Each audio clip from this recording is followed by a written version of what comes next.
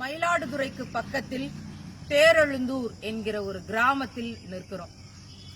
உலக புகழ் பெற்ற தமிழ்நாடு சொல்லிக் கொள்வதற்கு அவமானப்படுகிறேன். இந்த தமிழ் நிலத்தில் நானும் இந்த சமகாலத்தில் இவற்றையெல்லாம் சகித்துக் கொண்டு வாழ வேண்டி இருக்கிறதே என்று நினைக்கும் போது அந்த குற்ற உணர்ச்சியில், அந்த குற்றத்தில் நானும் பங்கு பெறுகிறேன். இந்த பலகையில என்ன எழுதியிருக்கு அப்படின்னு நீங்க பார்க்கலாம். உங்களுக்கு தெரியுதா அப்படின்னு நீங்க அனுமானிக்கலாம். கம்பர் மேடு என்று எழுதப்பட்டிருக்கிறது. ஆம், யாமறிந்த புலவனிலே கம்பனை போல் என்று பாரதி பாடிய ராமாயணம் என்ற ஒரு பெரும் காவியத்தை தமிழுக்கு தமிழாக கொடுத்த, தமிழ் அறத்தோடு கொடுத்த எம் கம்பன் வாழ்ந்து பிறந்து வளர்ந்த இடம் என்று சொல்லப்படுகிற இடம் எப்படி இருக்குன்னு பாருங்க. எப்படி இருக்குன்னு பாருங்க. முள் புதரு, ஆடு மாடு கழிவுகள், சாராய பாக்கெட்டுகள், குப்பை கூளங்கள், மழைநீர் தேங்கி கிடக்கிற இடமாக எம் கம்பனுடைய இடம் இன்னைக்கு கிடக்கு. பலகையில மேல என்ன எழுதிருக்குன்னா கம்பர் மேடுன்னு ஆங்கில எழுத்துக்கள் தான் முதல்ல இருக்கு. அதுக்கப்புறம் கீழே தமிழ்ல எழுதப்பட்டிருக்கு கம்பர் மேடு அப்படின்னு. ஏன் இது கம்பர் மேடு என்று அழைக்கப்பட்டதுங்கிறது ஒரு பக்கம் இருக்கட்டும். 1985 தொல்லியல் துறை வந்து இங்க இருந்து அவர் பயன்படுத்தின மட்பாண்டங்கள், அவர் பயன்படுத்தின பொருட்களை எல்லாம் அகழ்ந்து எடுத்து கொண்டு போய் இன்னும் ஆய்வு செய்து கொண்டிருக்கிறார்கள். எத்தனை ஆண்டுகளாக? 2020 முடிக்க போறோம், இன்னும் ஆய்வு செய்து கொண்டிருக்கிறார்கள். இங்க கம்பனுக்கு ஒரு நினைவிடம் கட்டுறதுக்கு நமக்கு வக்கு இல்ல. பேரு தமிழ்நாடு. எப்படி இந்த நிலம் பிழைக்கும்னு நம்ம நினைக்கிறோம்? அவர் ராமனை பாடினாரா? ராமனை சுற்றி என்ன காவியத்தை பாடினார்? வால்மீகியிலிருந்து என்ன எடுத்தார்? அதெல்லாம் இங்க பொருள் இல்ல. தமிழை படைத்தார்.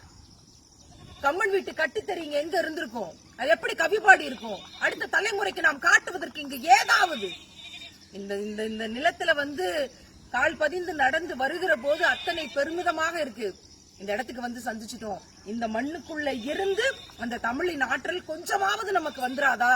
அந்த தமிழுக்குள் கம்பர் என்ன அறத்தை கொண்டு போய் சேர்த்தார் அப்படிங்கிறது கொஞ்சமாவது நமக்குள்ள இன்னும் கொஞ்சம் ஊறிராதா? அடுத்த தலைமுறைக்கு இதை கொண்டு போய் சேர்க்க மாட்டோமோ நினைக்கிற இதே நேரத்துல கம்பரை பேசி பேசி பேசி பேசி வளர்ந்தவர்கள், மேடையில் தமிழை வளர்த்தோம் என்று சொல்லி கம்பரை பேசியவர்லாம் பங்களா கட்டி வாழும் போது கம்பருக்கான இடம் இப்படியா இருக்கிறது? இல்ல, தமிழை வளர்க்கிறோம் கம்பரை சொல்லி என்று வாழ்ந்த நாம் எல்லாம் பங்களா கட்டி பெரிய கோடீஸ்வரங்களா இருக்கோம். ஆனா கம்பருடைய இடம் எப்படி இருக்கு? ஏன் இப்படியே கிடப்புல இருக்கு? கம்பரின் பெயரில் இந்த கம்பர் மேடுங்கிற இந்த இடம், இங்கதான் அவர் வாழ்ந்தாருன்னு இருக்கிற இடம் ஏன் இப்படி இருக்கு? மிகுந்த ஆதங்கத்தோடு இந்த செய்தியை நாம் பதிவு செய்கிறோம். இதற்கான முன்னெடுப்பை இன்றிலிருந்து தொடங்கணும்னு நினைக்கிறேன்.